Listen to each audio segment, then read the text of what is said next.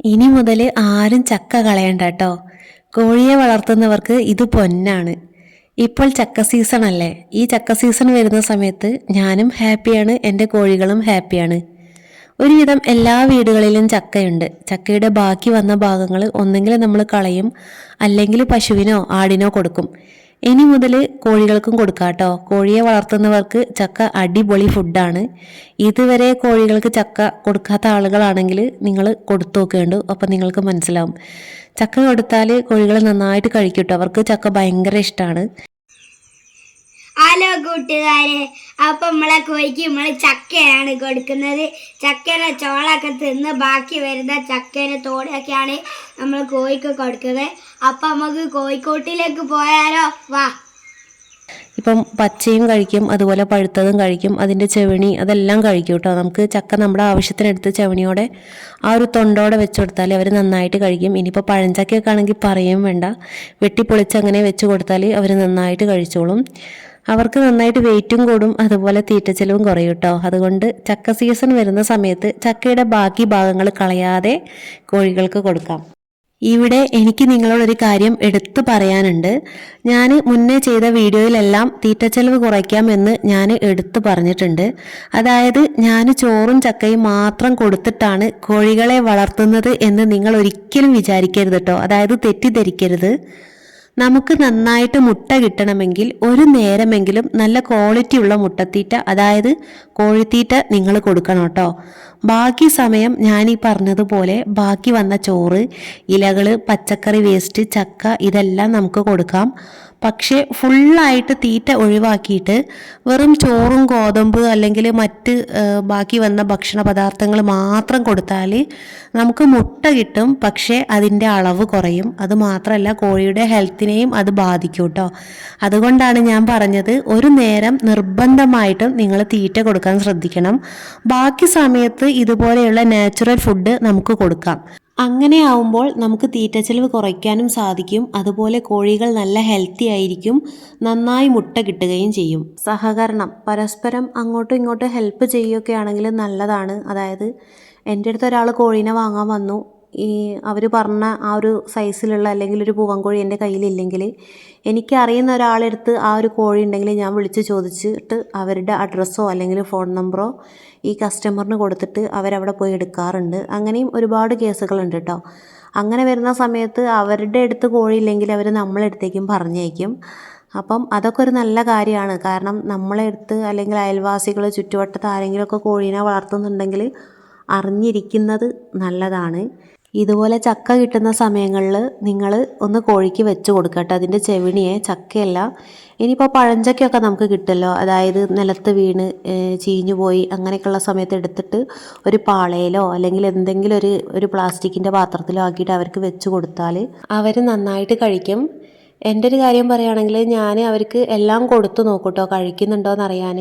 ഇതുപോലെ ചക്ക, അതുപോലെ മാങ്ങയൊക്കെ കിട്ടുകയാണെങ്കിൽ കൊടുക്കാറുണ്ട്. വാഴയുടെ ഇല, അതുപോലെ പേരക്ക, അതൊക്കെ കൊടുക്കാറുണ്ട് കേട്ടോ. പേരയ്ക്കൊക്കെ ഇവിടെ മുറ്റത്ത് ഒരു പേരക്ക മരമുണ്ട്, അതിൻ്റെ മുകളിൽ നന്നായിട്ട് പഴുത്ത പേരക്ക ഉണ്ട് കേട്ടോ. അതിങ്ങനെ നിലത്ത് വീണ് കിടക്കും. അപ്പോൾ അതൊക്കെ ഇങ്ങനെ നടുവൊക്കെ പിളർത്തി കൊടുത്താൽ അവർ നന്നായിട്ട് കൊത്തി കഴിക്കാറുണ്ട്. എന്ത് കിട്ടിയാലും ഞാൻ ജസ്റ്റ് കൊടുത്തു നോക്കും. അതുപോലെ പച്ചക്കറി വേസ്റ്റ്, ഇലകൾ, പിന്നെ എന്താ പറയുക, കേട് വന്ന ധാന്യങ്ങളൊക്കെ നന്നായിട്ട് കഴുകി ഗോതമ്പ് മുളപ്പിച്ച് മുളയ്ക്കുക, അതൊക്കെ കിട്ടുന്നതിനനുസരിച്ചിട്ട് എപ്പോഴൊന്നും നമുക്ക് കൊടുക്കാനുണ്ടാവില്ല, പക്ഷേ കൈ കിട്ടുന്ന സമയത്ത് അവർക്ക് കൊടുക്കാറുണ്ട്. പിന്നെ തുറന്ന് വിടുന്നുണ്ടല്ലോ, തുറന്ന് വിടുകയും അവർ അത്യാവശ്യം കല്ലും മണ്ണൊക്കെ കൊത്തി തിന്നുന്നത് കൊണ്ട് വലിയ പ്രശ്നവും കാര്യങ്ങളൊന്നും വരാറില്ല. അപ്പോൾ നിങ്ങൾക്ക് എന്തെങ്കിലും ചോദിക്കാനോ ഡൗട്ട്സോ കാര്യങ്ങളൊക്കെ ഉണ്ടെങ്കിൽ നിങ്ങൾ ചോദിക്കുക കേട്ടോ. എനിക്ക് അറിയുന്ന കാര്യങ്ങളാണെങ്കിൽ ഞാൻ പറഞ്ഞു തരാം.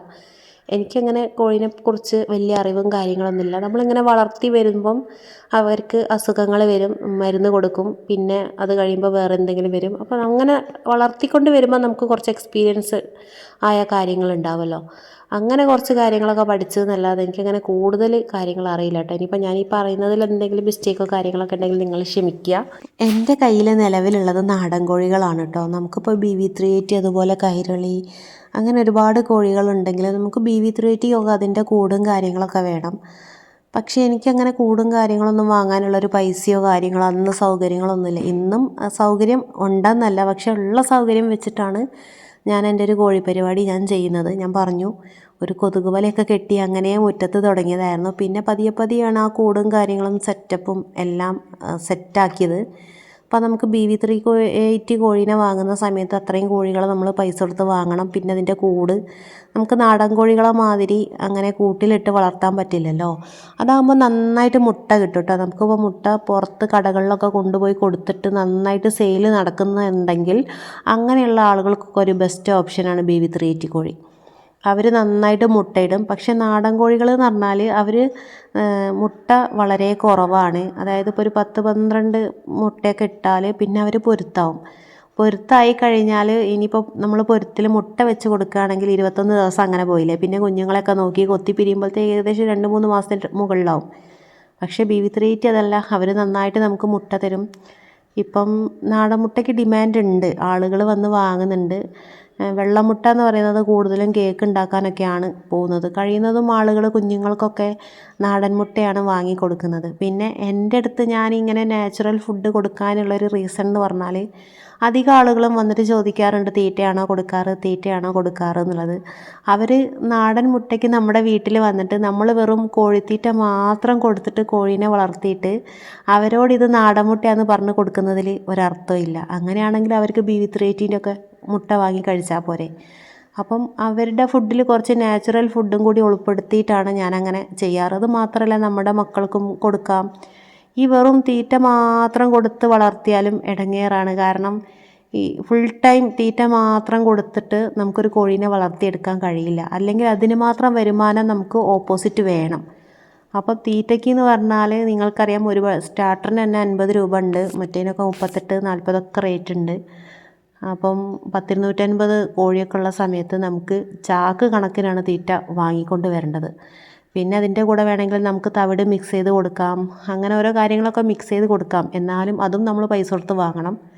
അപ്പം ഒരു നേരം തീറ്റ കൊടുക്കും. പിന്നെ നാടനാകുമ്പോൾ ഞാനത് ചൂസ് ചെയ്ത് എന്താണെന്ന് വെച്ചാൽ അടയിരുത്തി വിരിയിപ്പിക്കാം. അതുപോലെ നാടനാവുന്ന സമയത്ത് തുറന്ന് വിട്ടുവിടാമല്ലോ. അപ്പോൾ പട്ടിയും പൂച്ച എന്തെങ്കിലുമൊക്കെ വന്നാൽ ഇവർ പറന്നോളും. അങ്ങനെയൊക്കെ കണക്ക് കൂട്ടിയിട്ടായിരുന്നു ഞാനിത് തുടങ്ങിയത്. പിന്നെ ഞാൻ 2-3 മുട്ടക്കോഴികൾ എനിക്ക് പഞ്ചായത്തിൽ നിന്ന് കിട്ടി. അതിനെ ഞാൻ വളർത്തി. പക്ഷെ അതിന് എനിക്ക് അത്ര വലിയൊരു ഇത് തോന്നിയില്ല. കാരണം അവർക്ക് പെട്ടെന്ന് നെയ്യ് വെക്കും. നെയ്യ് വെച്ചാൽ അവർ പിന്നെ മുട്ടയിടില്ല കേട്ടോ. പക്ഷെ മുട്ടയിടാൻ തുടങ്ങിയാൽ അവർ നന്നായിട്ട് മുട്ടയിടും. അതുപോലെ നന്നായിട്ട് ഫുഡും കഴിക്കും. നമ്മുടെ നാടൻ കോഴികളൊക്കെ കഴിക്കുന്നതിൻ്റെ ഇരട്ടി അവർ കഴിക്കും. പക്ഷേ നമ്മൾ ഇപ്പോൾ ഇവർക്ക് ചോറ് കൊടുക്കുന്നത് പോലെ മുട്ടക്കോഴികൾക്ക് കൊടുക്കാൻ നിന്നാൽ നമുക്ക് 8ൻ്റെ പണി കിട്ടും. പിന്നെ ഒരുപാട് ആളുകൾ പറയുന്നത് കേട്ടിട്ടുണ്ട്, നെയ്യ് പോവാൻ ചൂടുള്ള ചോറിൽ മുളക് പൊടി ഇട്ട് കൊടുക്കുക, അതുപോലെ നെല്ലൊക്കെ കൊടുത്താൽ നെയ്യ് പോകുമെന്ന് പറയുന്നത് കേട്ടിട്ടുണ്ട്. പക്ഷേ ഞാനിതുവരെയായിട്ടും ചെയ്ത് നോക്കിയിട്ടില്ല. എനിക്ക് പഞ്ചായത്തിൽ നിന്ന് 5 കോഴീനെ കിട്ടിയിരുന്നു, 3 പെടയും 2 പൂവനും. അതിൽ പെടക്കോഴികൾ അത്യാവശ്യം മുട്ടയിട്ടു. പിന്നെ അവർക്ക് നെയ്യ് വന്നു. അങ്ങനെ ഞാൻ പിന്നെ കൊടുത്തതായിരുന്നു അതിനെ. പിന്നെ പൂവൻ കോഴികളെന്ന് പറഞ്ഞാൽ നന്നായിട്ട് ഫുഡ് കൊടുത്താൽ അവർ വെയിറ്റ് വെക്കും കേട്ടോ. 3.5-4 കിലോയുടെ അടുത്ത് അവർ വെയിറ്റ് വയ്ക്കും. പക്ഷേ എന്താ ഒരു പ്രശ്നം എന്ന് വെച്ചാൽ ആ ഒരു കോഴീനെ നമുക്ക് ആർക്കും കൊടുക്കാൻ പറ്റില്ല. ആ ഒരു 3.5-4 കിലോ വെയിറ്റിൻ്റെ പൈസ നമുക്ക് കിട്ടില്ല. ഇനിയിപ്പം കോഴിക്കടയിൽ കൊണ്ട് കൊടുത്താൽ അവർ ഒട്ടും പൈസ തരില്ല. അതുകൊണ്ട് നിങ്ങൾ ആരും കോഴിക്കടയിൽ ഒരിക്കലും കോഴീനെ കൊണ്ടുപോയി കൊടുക്കരുത് കേട്ടോ. പ്രത്യേകിച്ച് പൂവൻ കോഴികളെ അവർ നമുക്ക് പൈസ തരില്ല. അല്ലെങ്കിൽ നമ്മൾ ആദ്യമേ പറഞ്ഞൊരു ഡീൽ ഉറപ്പിക്കണം, നമുക്ക് ഇത്ര പൈസ കിട്ടണം എന്നുള്ളത്. നാടൻ കോഴികളാണെങ്കിൽ പിന്നെയും കിട്ടും. മുട്ടക്കോഴിയിലെ ആ ഒരു പൂവനെ കൊണ്ട് കൊടുത്താൽ ഒട്ടും പൈസ കിട്ടില്ല. പിന്നെ നമുക്ക് ചെയ്യാൻ പറ്റുന്നൊരു കാര്യം, നമ്മുടെ വീട്ടാവശ്യത്തിന്, അതായത് വീട്ടിലിപ്പോൾ കോഴീനെ വളർത്തി വീട്ടിലേക്കുള്ള ആവശ്യത്തിന് ഇറച്ചി എടുക്കുന്ന ആളുകളാണെങ്കിൽ അവർക്ക് നല്ലത് മുട്ടക്കോഴിയാണ് കേട്ടോ. ഇനി നിങ്ങൾക്ക് കോഴീനെ വളർത്താൻ താല്പര്യമുണ്ട്, പക്ഷെ കോഴീനെ കൊടുക്കാൻ താല്പര്യമില്ല, കോഴിമുട്ട മാത്രം വിറ്റിട്ട് അങ്ങനെയാണെങ്കിൽ നിങ്ങൾക്ക് BV380 വളർത്താം. അത് ഡെയിലി മുട്ടയിടുന്ന കോഴിയാണ്. പക്ഷെ അതെവിടെ കിട്ടുക എന്നുള്ളത് എനിക്കറിയില്ല. അത് എനിക്ക് തോന്നുന്നു അങ്ങനത്തെ സ്ഥലങ്ങളിൽ പോയിട്ട് കൂടടക്കം കിട്ടുന്നതുണ്ട്. അതിന് സെപ്പറേറ്റ് കൂടും കാര്യങ്ങളൊക്കെ വേണം. ഞാൻ മുന്നേ പറഞ്ഞു, നമ്മുടെ കോഴീനെ പോലെ അങ്ങനത്തെ സാധാ കൂട്ടിൽ അതിനെ വളർത്താൻ പറ്റില്ല. തീറ്റയൊക്കെ കൊടുത്തിട്ട് വേണം അതിനെ വളർത്താനും കാര്യങ്ങളൊക്കെ. അപ്പം നമ്മുടെ സാഹചര്യത്തിനനുസരിച്ച് ഒരുപാട് പൈസ മുടക്കാൻ ഇല്ലാത്ത ആളുകൾ, ഞാൻ പറഞ്ഞതുപോലെ നിങ്ങളൊരു 2-3 കോഴീനെ വെച്ച് ജസ്റ്റ് ഒന്ന് തുടങ്ങി നോക്കുക. അതല്ല നിങ്ങൾക്ക് BV380 പോലുള്ള കോഴികളെ വളർത്താനാണെങ്കിൽ അത് വളർത്തുന്ന ആളുകളെ അടുത്തൊന്ന് പോയി അന്വേഷിച്ച് നോക്കുക, എന്താണ് അവരുടെ അവസ്ഥ, അവർക്ക് ലാഭമുണ്ടോ വളർത്തിയിട്ട്, എന്താണ് പിന്നെ മാർക്കറ്റിലൊക്കെ കൊടുത്തിട്ട് മുട്ട ചിലവാകുന്നുണ്ടോ എന്നൊക്കെ നോക്കി 2-3 സ്ഥലങ്ങളിലൊക്കെ ഒന്ന് അന്വേഷിച്ച് നോക്കുക. ഒരാളെ അടുത്ത് മാത്രമല്ല, അതുപോലെ കോഴീനെ വളർത്തുന്ന 2-3 ആളുകളുടെ അടുത്തൊക്കെ ഒന്ന് പോയി അന്വേഷിച്ച് നോക്കുക. യൂട്യൂബിലൊക്കെ ഒന്ന് സെർച്ച് ചെയ്ത് നോക്കുക എന്താണ് അവസ്ഥ എന്നുള്ളത്. എന്നിട്ടൊക്കെ വേണം നിങ്ങളിതിലേക്ക് ഇറങ്ങിത്തിരിക്കാൻ കേട്ടോ. അല്ലാതെ 1-2 ആളുകൾ കോഴീനെ വളർത്തുന്നത് കണ്ടിട്ട് നിങ്ങൾക്ക് ആഗ്രഹം വന്നിട്ട് പെട്ടെന്ന് പോയി കോഴിയും കോഴിക്കൂടും വാങ്ങി വീട്ടിൽ കൊണ്ട് സെറ്റ് ചെയ്യരുത്.